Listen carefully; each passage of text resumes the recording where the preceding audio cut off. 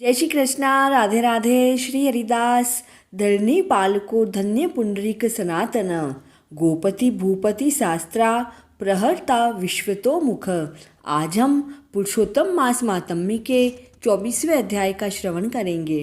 23वें अध्याय में हमने डडधनवा उपाख्यान, राजा चित्रबाहु, मणिग्रीव तथा मुनि उग्रदेव की कथा का श्रवण किया था।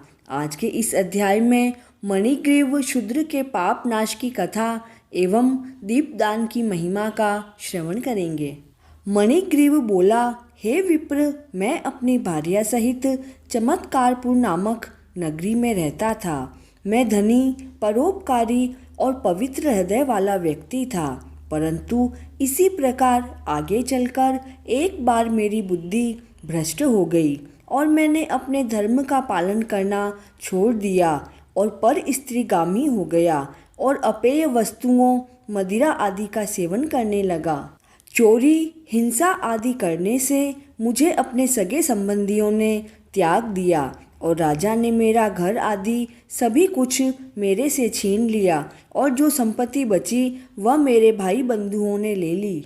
इस तरह सब तरफ से तिरस्कृत होकर मैं इस वन में आ गया और यहाँ रहने लगा। यहाँ जीवों की हिंसा करके मैं अपनी पत्नी सहित जीविका चला रहा हूँ।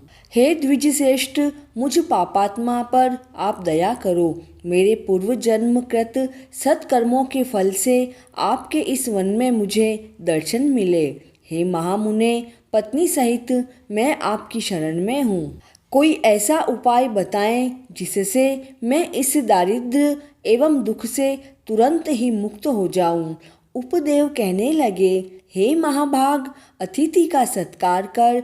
तू जो कृतार्थ है इससे तेरा कल्याण अवश्य होगा। व्रत, तीर्थ, दान आदि और परिश्रम के बिना ही तेरी दरिद्रता दूर होगी। यह मेरा निश्चय कथन सत्य होगा।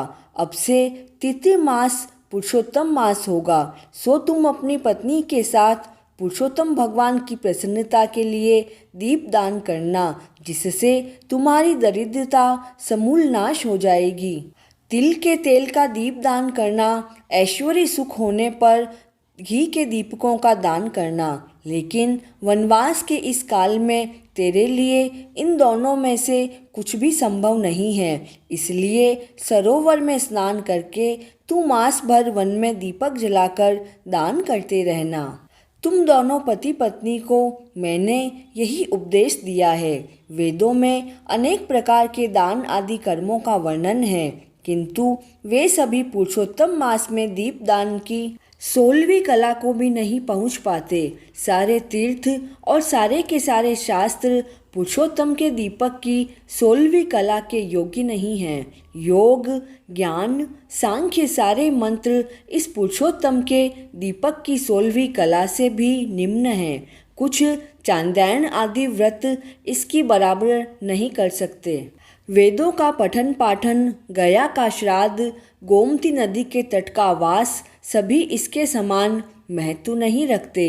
इसी से पुरुषोत्तम मास में दीपदान अवश्य ही करना चाहिए। मैंने यह तुम्हें दरिद्रता के नाश की युक्ति बताई है।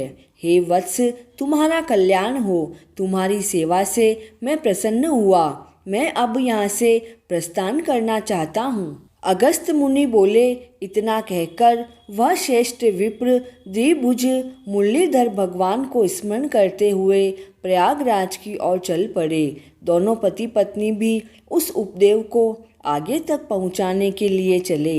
इसी प्रकार चलते चलते कुछ दिन बीत गए तो वे दोनों ब्राह्मण से आज्ञा पाकर अपने आश्रम लौट आए और पुरुषोत्तम भगवान का स्मरण करते हुए भक्ति के साथ 2 मास बिता दिए। पुरुषोत्तम मास के प्रारंभ होने पर उन्होंने सावधानी से इंगुदी के तेल का दीपक संपूर्ण मास प्रज्वलित किया और व्रत नियम में रहकर उन्होंने संपूर्ण मास को व्यतीत किया। श्री उपदेव की कृपा से उनका अंतःकरण निर्मल हो गया और उन्होंने परम पवित्र होकर समयानुसार मृत्यु को प्राप्त किया और स्वर्ग में पहुँचे। वहाँ के सुखों को भोग करने के बाद उन्होंने भारत भूमि पर पुनः जन्म प्राप्त किया।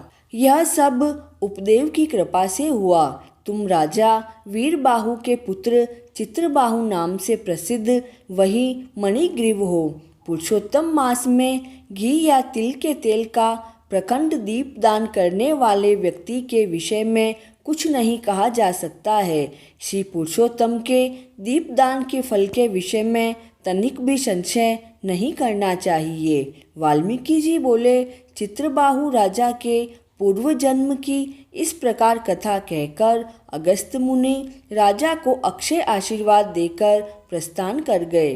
पुरुषोत्तम मास मातम्य का 24वां अध्याय पूर्ण हुआ। जय श्री कृष्णा।